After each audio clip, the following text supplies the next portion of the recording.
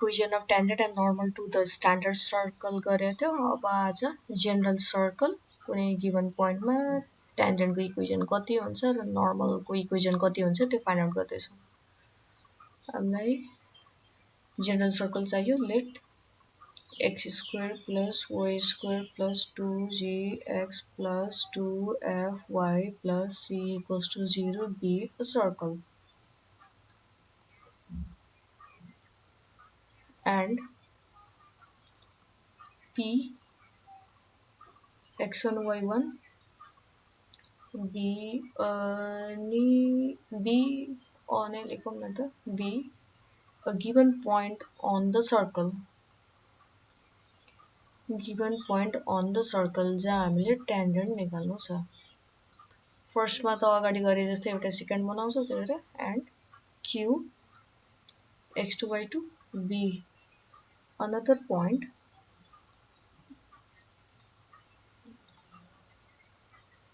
on the same circle near to P.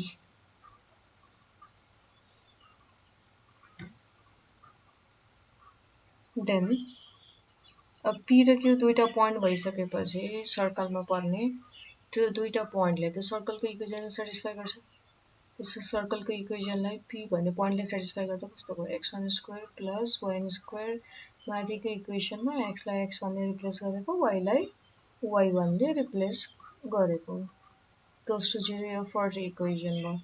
Similarly point P Q ले पनि satisfy गर्दा y2 square plus 2gx2 plus 2fy2 plus c equals to 0 यो भयो second equation. यो दुईटालाई सबट्र्याक्सन गर्दैछौँ। सबट्र्याक्सन गर्दाखेरि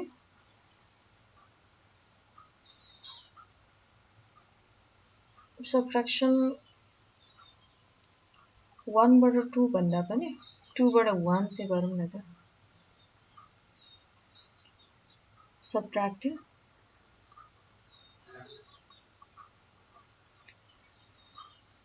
subtracting first from second.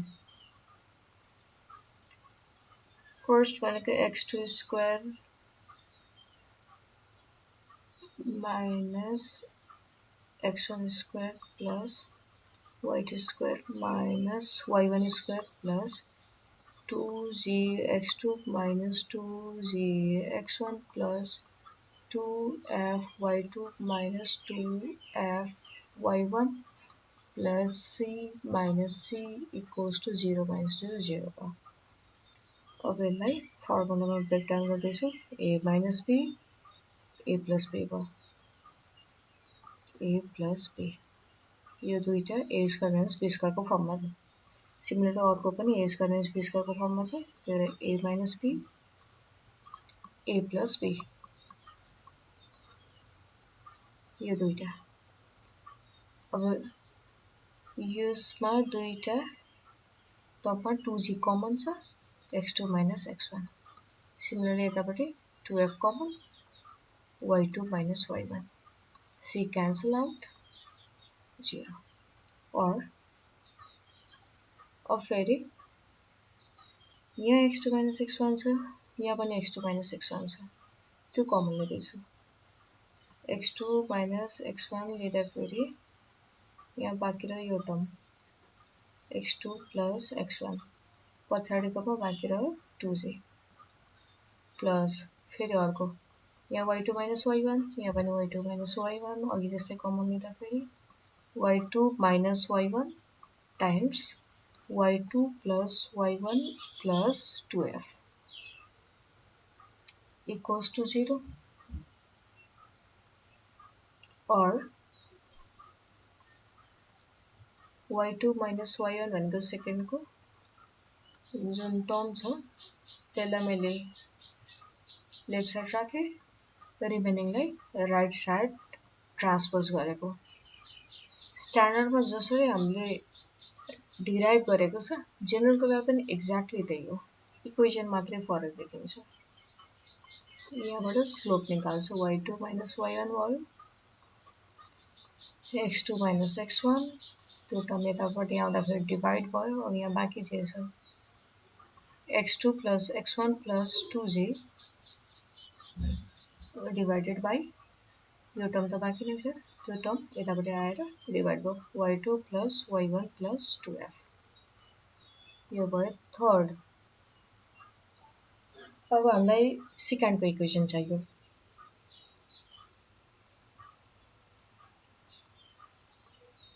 The equation of secant PQ, यो yellow line भनेको secant PQ is secant को equation y minus y1 equals to y2 minus y1 over x2 minus x1, x2 minus x1 times x minus x1। हामीले equation थर्डमा already यहाँनेरि y2 minus y1 over x2 minus x1 को value evaluate गरिसकेको छ, त्यो भ्यालुलाई पनि यहाँ substitute गरेको। और y minus y1 equals to त्यो भ्यालु सब्स्टिट्युट गर्दाखेरि minus of x2 plus x1 plus 2g over y2 plus y1 plus 2f, पछाडिको x minus x1 बाँकी नै छ। हामीले के गर्यौं युजिङ थर्ड।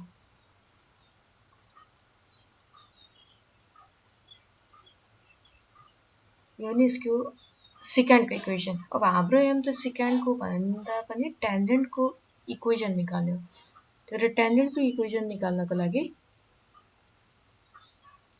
के गर्छौं second PQ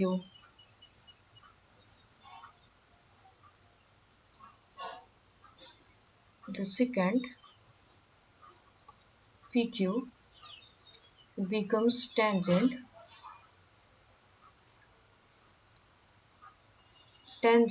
at P when Q tends to P।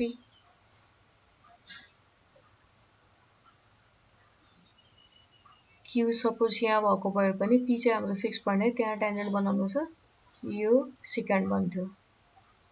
फेरि Q सरेर यहाँ आयो अरे, अब पनि सेकेन्डै बन्छ। Q सरेर यहाँ आयो, अब पनि सेकेन्डै बन्छ भनेपछि यो पोइन्ट जुन Q छ त्यो Q कहाँ एप्रोच गर्नु पर्यो, पोइन्ट P मा एप्रोच गर्नु पर्यो, अनि मात्रै टेन्जेन्ट एट P बन्छ।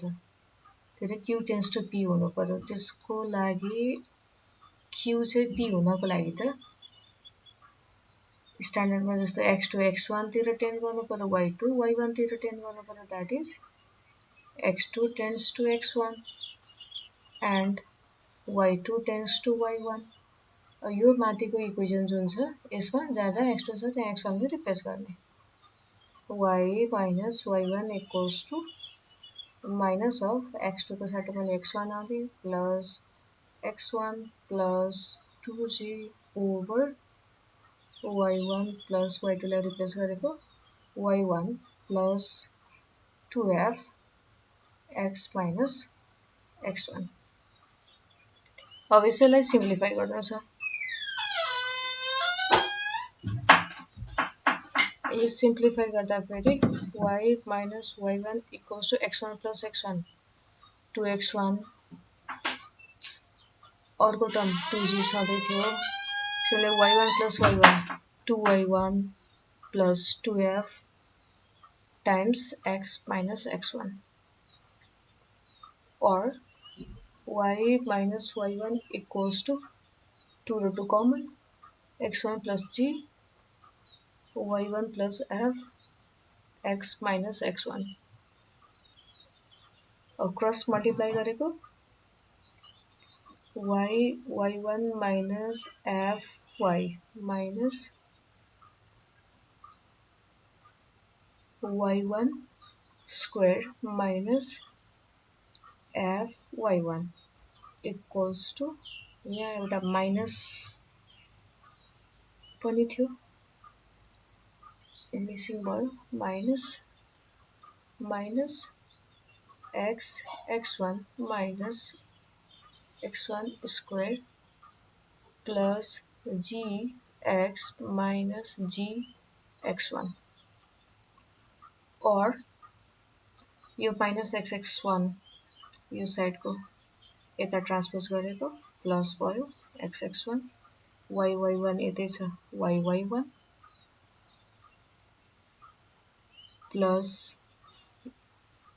यहाँ प्लस gx छ यहाँ अगाडि माइनस छ त्यो ब्र्याकेट एक्सपान्सन गर्दा यो gx उतापट्टि गएर प्लस gx भयो fy यतै छ fy रिमेनिङ टर्मले सबै अर्को साइड ट्रान्सपोज गर्दा x1 square plus y1 square plus 2gx1 plus 2 होइन gx1 मात्रै छ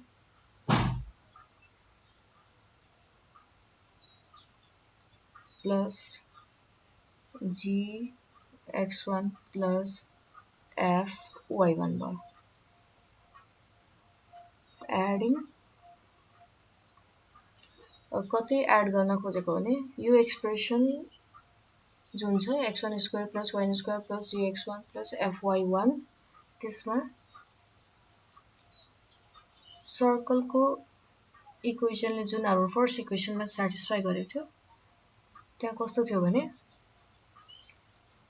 x1 square plus y1 square plus 2gx1 plus 2fy1 plus c equals to 0 first equation थियो त्यसै यो साइडको टर्मलाई त्यति बनाउन मिल्यो भने त 0 लेख्न मिल्छ यहाँ के मिसेको छ त यहाँ 2gx1 छ यसमा एउटा मात्रै gx1 छ भनेपछि के एड गर्नु पर्यो एउटा gx1 एड गर्नु पर्यो सिमिलर 2fy1 छ यहाँ एउटा मात्र fy1 छ अर्को fy1 हामीलाई अझै c पनि चाहिन्छ c त यहाँ मिसिङ छ त्यो चाहिँ यति एड गर्छौं on both sides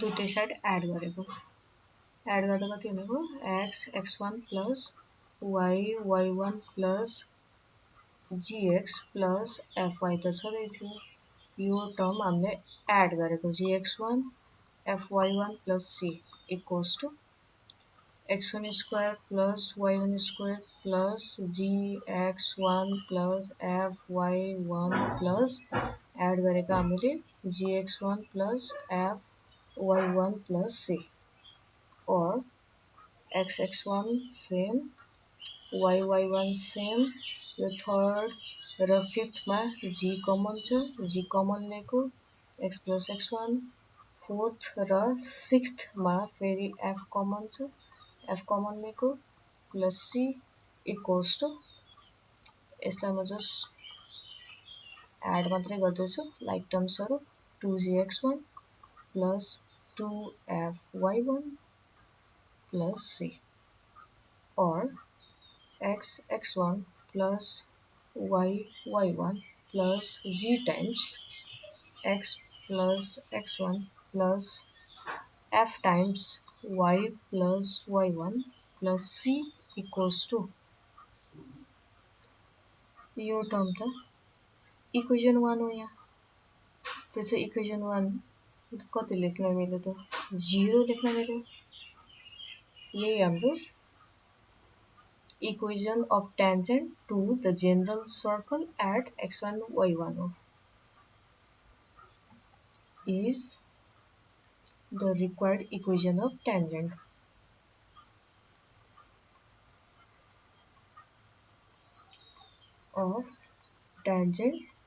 to the general circle at point P. अब normal को पनि यसमा कुरा गरिहालौं फर्स्ट मा यसको स्लोप कति निकालौं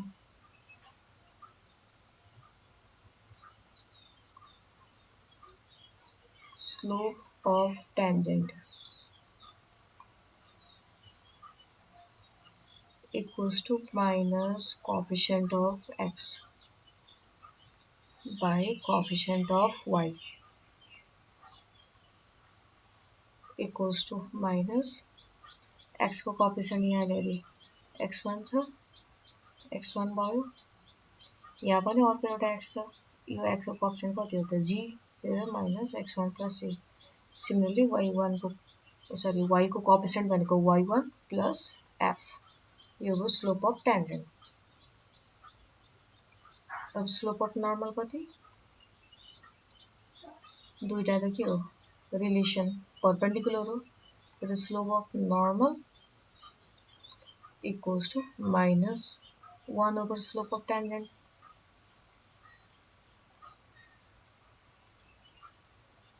कहाँबाट लेखेको m1 into m2 equals to -1 त्यो रिलेसनबाट लेखेको त्यसो हाम्रो स्लोप अफ नर्मल कति निस्किनेको स्लोप अफ टेन्जेन्ट अलरेडी निकालेको छ यो भ्यालु यहाँ सब्स्टिट्युट गर्दाखेरि minus minus cancel out reciprocal लिएपछि y1 plus f by x1 plus j so finally हाम्रो इक्वेसन अफ नर्मल कति हुन्छ equation of normal to the general circle at P. P is y minus y1 equals to normal को slope जति निकाल्यौं त्यो slope of normal यहाँ राख्ने x1 plus g है times x minus x1 यही हाम्रो normal को equation of normal to the general circle at x1, y1. x1, y1 भनेको point of contact.